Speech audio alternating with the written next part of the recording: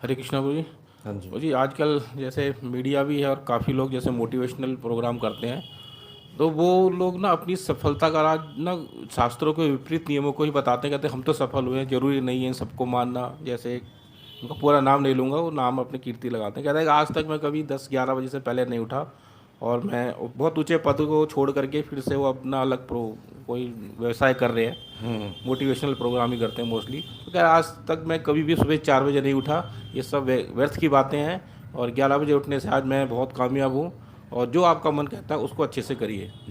तो ये सब चीज़ें हमारे समाज को ना कहीं ना हिला डुला रही, प्रभावित कर रही हैं। तो समाज में देखने के बहुत अव्यवस्था भी फैल रही है, लेकिन फिर भी लोग इसको प्रमोट कर रहे हैं, उसी को मानते हैं और उसी को ज़्यादा श्रेय देते हैं।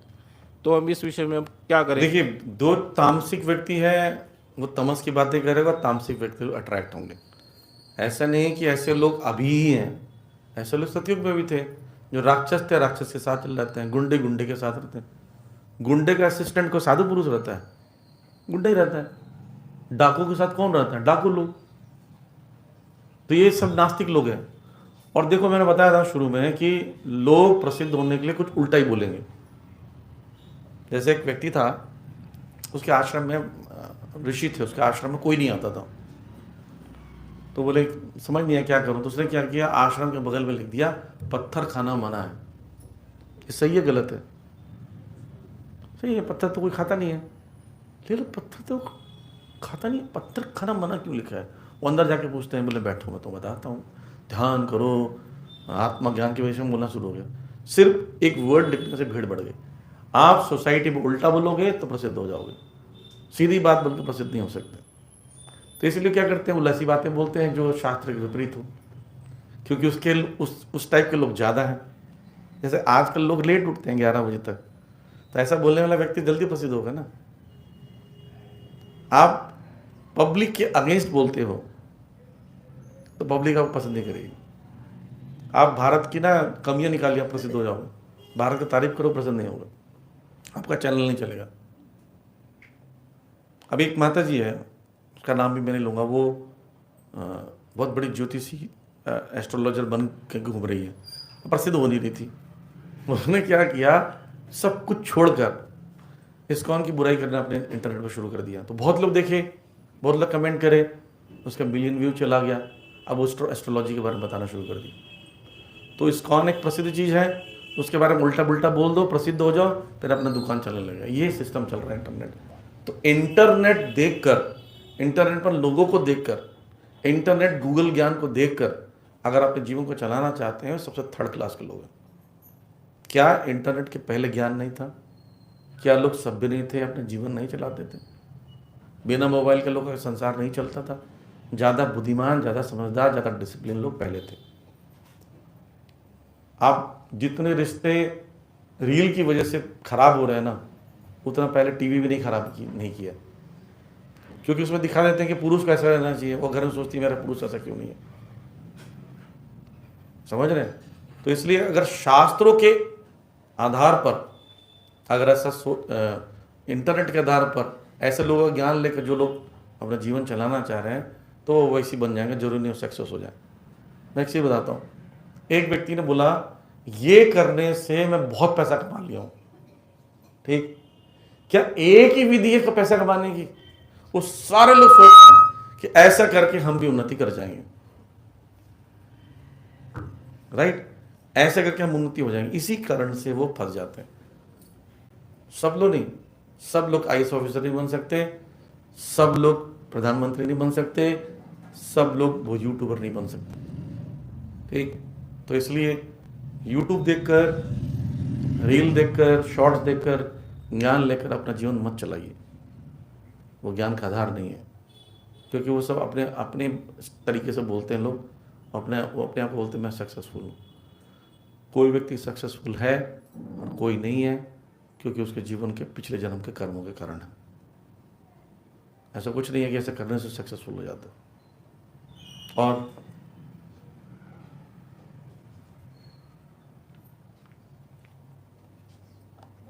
हरे कृष्ण प्रभु जी, thank you for wonderful lecture.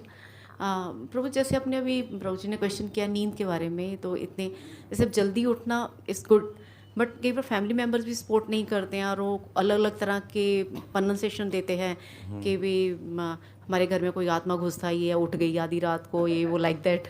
तो उनको कैसे ऐसे प्रीच किया जा सकता है कि दिस इज़ गुड साइन, कैसे कर सकते हैं? देखिए, पहली बात तो जब आप घर के ऐसे मेंबर हैं कि जल्दी उठते हैं और बाकी लोग नहीं उठते हैं, तो हमें बहुत बहुत सावधानी पूर्वक सुबह कार्य करना चाहिए, क्योंकि आप एक रूटीन फॉलो कर रहे हो, वो एक रूटीन अदर फॉलो कर रहा है, तो आप उठकर उनको डिस्टर्ब करोगे तो कभी प्रीच नहीं हो पाएंगे, है ना।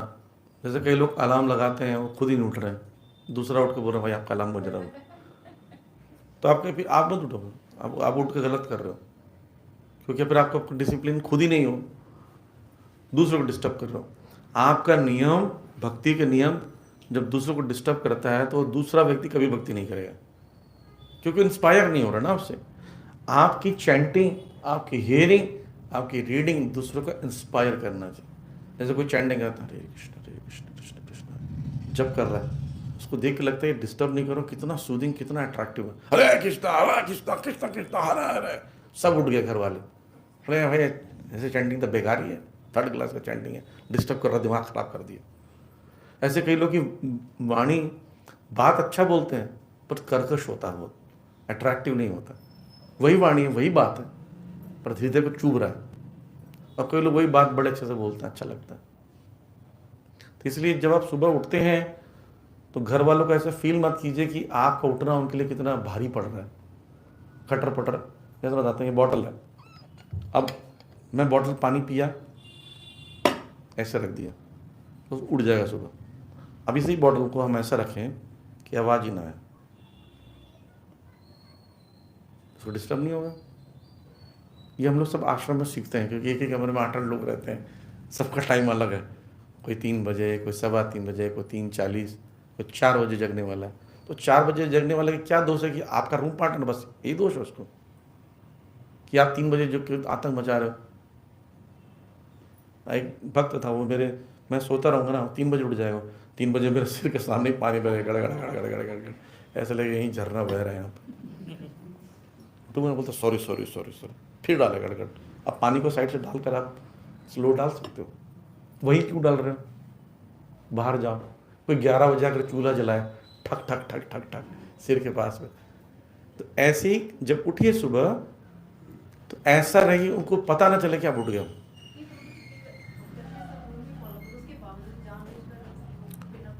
नहीं, कहीं ना कहीं ऐसा डिस्टर्ब हुआ होगा, वो दिमाग में है। अच्छा, मान लीजिए, ऐसा मान के चलते हैं आपकी बात कि अगर आप उठ गए, उनको डिस्टर्ब नहीं हुआ है, फिर भी बोल रहे हैं, तो बॉदर मत करो, अपना टेंशन फ्री रहो, उनको प्रीच करने की ज़रूरत नहीं। उनको मतलब सिर्फ ईर्ष्या है।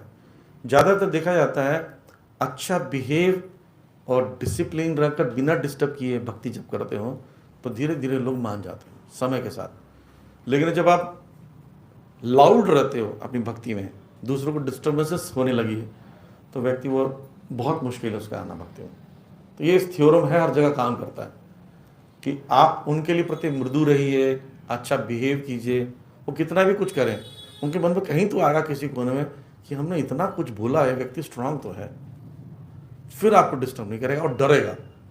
देखिए, भारत में 99.99% लोग भक्तों से डरते हैं अंदर से, धर्म भीरू सभी है, भैया इसका कुछ नुकसान करूँगा मेरा नुकसान हो जाएगा। लेकिन उस लेवल का भक्तभीत बनना पड़ेगा ना, उतना डिटरमाइंड होना पड़ेगा। आप भी टेढ़े मेढ़े चल रहे हैं, कभी उठ रहे हैं, कभी नहीं उठ रहे हैं, कभी कुछ कर रहे हैं, बोल ये क्या बिगाड़ लेगा मेरा, ऐसा लगेगा उसको, तब आपका कमेंट ज़्यादा होता है। ऐसा ऑफिस में भी होता है, जब डिटरमाइंड रहता है शुरू में बहुत फोर्स करेंगे आप लोग, हमारे साथ जाओ, हमारे साथ खाओ, हमारे साथ घूमो। जब देखते हैं बंदा अच्छा है और अपने आप में लाइफ में डिसिप्लिन है, फिर आपका डिसरेस्पेक्ट नहीं करते, फिर आपका रेस्पेक्ट करने लगते हैं। ऑफिस में, स्कूल में, कॉलेज में, घर पर, कहीं भी आप डिटरमाइंड है ना, लोग आपका तारीफ कुछ समय के बाद करने लगे, गारंटीड।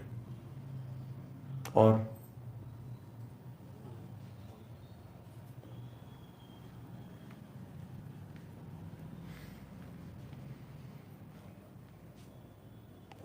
हरे कृष्णा प्रभु जी, thank you so much for the wonderful lecture. प्रभु जी, मरने के बाद डिवोटी के साथ क्या होता है? क्या उसको भी नर्क जाना पड़ता है? क्योंकि जड़ भरत जी को भी हिरण बनना पड़ा था। डायरेक्ट थोड़ी गए थे, तो 2 क्वेश्चन मिला रहे हो ना। देखिए, भक्त जो होता है वह जैसी शरीर त्यागता है, आंख बंद करता है, आंख खोलता है तो कृष्ण है। और अगर भक्ति पूरी नहीं हुई है, भगवान भगवद गीता में बोले कि जो व्यक्ति की भक्ति पूरी नहीं होती है, शुचिनाम श्रीमताम गेहे योग भ्रष्टा भी जाए थे, योग से भ्रष्ट हो गया, पूर्ण नहीं हुआ, शुचिनाम पवित्र घर में, धीमताम वैष्णव परिवार में जन्म लेता है, या फिर धनाढ़ परिवार में, श्रीमताम, ठीक। लेकिन अंतिम समय में शरीर त्यागता के समय में अगर कुछ ऐसे चीज़ का स्मरण हो गया गलती से, या आदत बिगड़ गया किसी दोष की वजह से, तो उसकी चेतना का पतन नहीं होता है। अगर आप पढ़ेंगे भरत महाराज जब अंतिम समय में हिरण का संग कर लिए, तो हिरण की योनि में आने के बाद भी भक्ति उतनी रही, वो आश्रम में रहते थे, अन्य हिरणों के साथ नहीं घूमते थे, और उनको सब याद था पिछले जन्म में क्या था, और वो हमेशा भक्तों के साथ में घूम कर लेक्चर सुनते थे। इसका क्या सबूत है कि चेतना नीचे नहीं हुई? अगला जन्म शुद्ध भक्त क्यों मिला? कोई व्यक्ति निम्न योनि से डायरेक्ट प्योर डिवोटी कैसे बन जाएगा? अगर वो प्योर डिवोटी नहीं, चेतना अच्छी नहीं थी, तो पहले चेतना डेवलप होगी, सामान्य मनुष्य बनेगा, फिर भक्ति करके बनेगा। डायरेक्ट जड़ भरत कैसे बन गए? इसका मतलब चेतना का पतन नहीं हुआ, बस शरीर परिवर्तन हुआ। तो because of lack of association of devotee उनका ये पतन होने का कारण था। अगर भक्त होते तो हिरण के बारे में टोक देते, प्रभु क्या कर रहे हो हिरण के चक्कर में, इतना बढ़िया चैंटिंग चल रही थी आपकी। तो व्यक्ति उसी जन्म में जड़ भरत जी शुद्ध भक्त बन जाते। 3 जन्म या 2 जन्म लेट होने का कारण था बैड एसोसिएशन या नो एसोसिएशन। तो इसलिए भक्त का कोई लॉस नहीं होता है यहाँ देखा जाए तो। और वहाँ बताते हैं, आचार्य टीका बताते हैं, जड़ भरत जी को जब भरत महाराज थे, तो जब हिरण का बच्चा था गर्भ में, तो शेर के आवाज़ सुन के हिरणी दौड़ने लगी घबरा कर। तो बच्चा जो गर्भ निकल के पानी में गिर गया और हिरणी पानी में गिर के मर गई। और बच्चे को उठा कर उन्होंने उस पर रख लिया, वो बच्चा उसी पर डिपेंड हो गया। तो बोलते हैं वो जो सिंह की आवाज़ थी, सिंह की आवाज़ नहीं, वो नरसिंह भगवान की आवाज़ थी। भगवान ऐसी स्थिति में डालकर परीक्षा लेना चाहते हैं, और हम सबको शिक्षा देना चाहते हैं कि कैसे भजन करने वाला व्यक्ति आसक्त होता है तो एक जीवन पूरा उसका लॉस हो जाता है। तो इस शिक्षा के लिए हमें कर रहे हैं, सावधान होने के लिए, कि इतने ऊंचे स्तर वाला व्यक्ति का भी पतन होने के चांसेस हैं, इसलिए हमेशा सावधान रहना चाहिए, राइट। तब जाके जड़ भरत इतना महान बने। ओके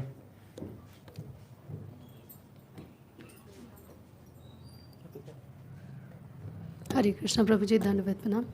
प्रभु जी, जैसे हम लोग अच्छी कोशिश करते हैं कि प्रैक्टिस करें, जो सुनते हैं उसको करें, बट कहीं ना कहीं जो डेली रूटीन है हेल्थ नहीं सपोर्ट करता। जैसे डेली मन करता है कि 3:30 बजे 3:45 बजे उठें, बट 2 दिन मंगल आरती आते हैं, फिर 3rd डे हेल्थ ऐसा हो जाता है कि मतलब बॉडी सपोर्ट ही नहीं करता। अलार्म लगाने के बाद भी नींद में भी वो हाथ चला जाता है, आधा घंटा पौना घंटा कहाँ चला जाता है पता नहीं चलता। तो उन चीज़ों को कैसे कंट्रोल करें? हाँ, हैबिट का रूल जो होता है वो ग्रेजुअल होता है, हैबिट एब्रप्ट नहीं होता है। मान लीजिए आपका नींद 4 बजे ना खुल सकता है, 4 बजे तक आप रेस्ट कर सकते हैं। इसका 2 फैक्टर हैं, कोई भी चीज़ का, कोई भी आदत का 2 फैक्टर है। एक तो एब्रप्ट नहीं करना, और दूसरा उस हैबिट को इफेक्ट डालने वाले चीज़ों को ध्यान देना। सुबह क्यों नहीं उठते पता? रात को लेट सोते हैं। 99% लोगों का प्रॉब्लम ये है कि लेट सोते हैं। शरीर को आराम पूरा मिल रहा है तो नींद क्यों नहीं खुलेगी? इसका मतलब कहीं ना कहीं हमारा जल्दी सोने का आदत खराब है, तो जल्दी उठने का आदत कैसे अच्छा बनेगा? तो ये उसका किस चीज़ का इम्पैक्ट पड़ रहा है उस आदत पर, ये देखने से। किसी को भूख ज़्यादा लगती है, भूख ज़्यादा लगने का मतलब या शरीर में आवश्यक से कम खा रहा है या कोई बीमारी है, ठीक, उसको चेक करना पड़ेगा उस आदत पर क्यों असर पड़ रहा है। जैसे कोई व्यक्ति नहाता क्यों नहीं है 3 बार या 2 बार क्यों नहीं नहा रहा है, उस चीज़ों को ठीक करो। जैसे मान लीजिए किसी को ठंड में नहीं नहा सकते, कोई गर्म पानी नहीं है, तो गर्म पानी की व्यवस्था होना चाहिए, ईजी टू अवेलेबल होना चाहिए। आपको लगता है मैं गमछा में इसलिए नहीं धोते कि वो सूखता नहीं है, तो पतला गमछा लो। आप समझ रहे हैं? तो उसको ठीक करने, और दूसरा ग्रेजुअल करना चाहिए। 4 बजे उठने का आपका आदत है, आपको लगता है 3:30 उठना है, तो 3:45 बजे उठिए। ये जो 3:30 से जंप 4 बजे, 4 से 3:30 जंप हुआ है, यही आपको थका देता है। तो 2 चीज़ें देखिए, पिछले उसका इम्पैक्ट क्या पड़ रहा है मेरे सोने पर। मैं लेट सो रहा हूँ, लेट खा रहा हूँ, इसलिए नींद खुला। आज मेरी नींद क्यों खराब हुई, थकान क्यों हुआ, इतना ज़्यादा मैंने मोबाइल को, अलार्म को स्नूज क्यों किया। एनालिसिस कीजिए। शरीर थका था, लेट सोए थे, खाना प्रसादम लेट पाया था, ज़्यादा पा लिया था, हैवी ले लिया था, या दिन भर बहुत ज़्यादा स्ट्रगल किया। ये सब एनालिसिस जब करेंगे तो वो चीज़ों का ध्यान रखना शुरू कर दो, ये आदत अपनी आप अच्छी हो जाएगी। प्रभु जी, जैसे मेरे केस में है, पूरा दिन कहीं पे भी रेस्ट नहीं है, तो उससे मैं जितना भी कोशिश करूं, फिर क्या होगा, ड्राइव करते वक्त नींद आएगी या ऑफिस में काम के वक्त में, Definitely. तो वो चीज़ों को कंट्रोल, क्योंकि डेली रूटीन मैं बता ना, या फिर लेट सोते हो, फिर शरीर को 6 घंटा 7 घंटा अगर रेस्ट मिलता है तो पर्याप्त होता है। फिर दूसरा होता है कि लीवर किसी का वीक है, तो उसको भोजन खाते साथ नींद आती है। जैसे ही भोजन खाया ना, उसको नींद आने लगेगा, और उसको एकदम ऐसा लगे बैटरी डिस्चार्ज हो गया। उसका मतलब लीवर टॉक्सिस ज़्यादा है, लीवर का अच्छा करो, भोजन मॉडरेट करो। तो पूरा उस चीज़ के लिए एनालिसिस करना पड़ेगा। ये फैक्ट है, साधारण मेहनत करने वाला व्यक्ति के लिए 6-7 घंटे पर्याप्त होते हैं। जो गड्ढा खोद के बहुत मेहनत करते हैं उसके लिए 8 घंटा पर्याप्त होता है। 12 घंटे का नियम कहीं नहीं है शास्त्रों में। तो आप, इसका मतलब कुछ और फैक्टर है जो डिस्टर्ब कर रहा है। नींद आपकी हो रही है, उसको देखो। अगर 6 घंटा 7 घंटा नींद नहीं हो रही है तो 6 से नींद रीज़न हो गया, और नींद 6-7 घंटा होने पर भी आपको रिक्वायरमेंट लग रहा है, इसका मतलब भोजन, लीवर, हेल्थ इश्यूज़ है, उसको देखो। और फिर अगर लगता है कि नहीं, हम सारा दिन उनको मेहनत करना पड़ता है, तो मेहनत को कम कैसे करें, क्या ऑप्शंस हैं इसके, क्या क्या चीज़ें हो सकती है, उसको करें।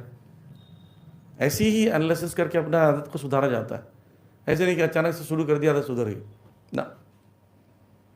जैसे पर्याप्त मात्रा में ऑक्सीजन कमरे में नहीं है, आपकी नींद नहीं खुलेगी, आपकी नींद पूरी नहीं होगी।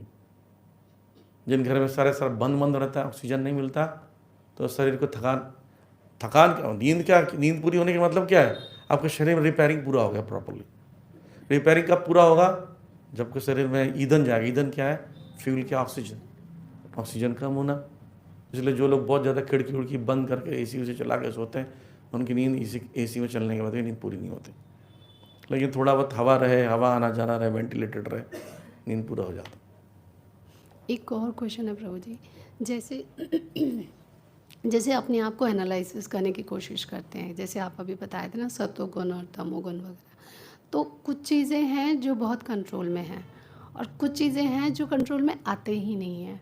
तो ऐसे में अपने आप को कैसे एनालाइज करें कि हम सत्वगुण में हैं या तमोगुण में हैं? नहीं, हम गुणों की प्रधानता देखते हैं। हम ऐसे नहीं कि हमने गुणों के सत्वगुण में आएगा, तमोगुण रजोगुण नहीं होगा, भी होगा, पर किसकी मात्रा ज़्यादा है। अगर मैं एनालिसिस करूं कि मैं ज़्यादा समय, आदतें मेरी कैसी है, ज़्यादा आदतें अच्छी है, ज़्यादा खराब वाली है, खराब ज़्यादा आदतें तमोगुण है, ज़्यादा भोग प्रवृत्ति है राजसिक है। तो आपको तीनों गुण हमारे अंदर होते हैं। जैसे कोई व्यक्ति सात्विक गुण, सत्वगुण में उसको बोला जाता है, तो हो सकता है उसके अंदर 90 सत्वगुण होगा, 5-5 जो होगा तमोगुण और रजोगुण होगा। ऐसा नहीं होगा कि रजोगुण तमोगुण नहीं होगा। जब वो पूरी तरह शुद्ध हो जाएगा, 0 रजोगुण 0 तमोगुण, उसको विशुद्ध सत्व कहते हैं। इसका मतलब वो भक्त तीनों गुणों से परे है, ब्रह्म भुआय कल्पते। और अभी हम लोग ब्रह्म भुआय कल्पते नहीं है, तो अब देखना पड़ेगा किसकी प्रधानता ज़्यादा है। जैसे किसी के अंदर तमोगुण अगर मान लीजिए 70% है, तो 30% में 15-15 रजोगुण सत्वगुण हो सकता है। ऐसा नहीं कि सत्वगुण 0 होगा। तो 70% ज़्यादा तो बोले तामसिक व्यक्ति। तो इसलिए हमें पूरी आदतें, खान पान, पहनावा, घर, कपड़े, इंटरेस्ट, ये सबका चार्ट बना के देखिए कि मेरा इंटरेस्ट कहाँ ज़्यादा है। भगवद गीता में दिया हुआ है 17 चैप्टर, 18 चैप्टर, 16 चैप्टर में दिया हुआ है सब चीज़ें। न उसको निकालिए, कपड़े, भोजन, पुस्तकें, समय, सत्वगुण का कौन सा है उसका लिस्ट बना दीजिए। इसमें मैं कहाँ फॉलो कर, इसमें कितना परसेंट हम फॉलो कर रहे हैं। हाँ जी, इसमें हम 30% फॉलो करते हैं, 30% सत्वगुणी है, इतना %। और इसमें तो 70 आ रहा है भाई हमारा, हम 70% रजोगुणी है। वो एनालिसिस करना चाहिए। छोटा 1-2 एक्टिविटी से एनालिसिस नहीं होता। एवरी एक्टिविटी शुड, मतलब डिस्कस के प्लान करना पड़ेगा कि वो किस कैटेगरी के अंदर फॉलो हो रहा है। भोजन हो गया, कपड़ा हो गया, स्नान हो गया, बातचीत हो गया, शास्त्र हो गया, घर में कमरे में लाइट हो गया, घर के कमरे का कलर हो गया, सब कुछ एकदम डार्क कमरा रखा हुआ है, बोले हम सतोगुण है। तो ये आपको अच्छा क्यों लग रहा है? डार्क कमरा क्यों लग रहा है अच्छा? इसका मतलब तमोगुण में आप, राइट। तो सारे नज़रों से देखकर आप गुणों का पता लगा सकते हैं। थोड़ा कठिन काम है लेकिन करना पड़ेगा। थैंक यू प्रभु जी।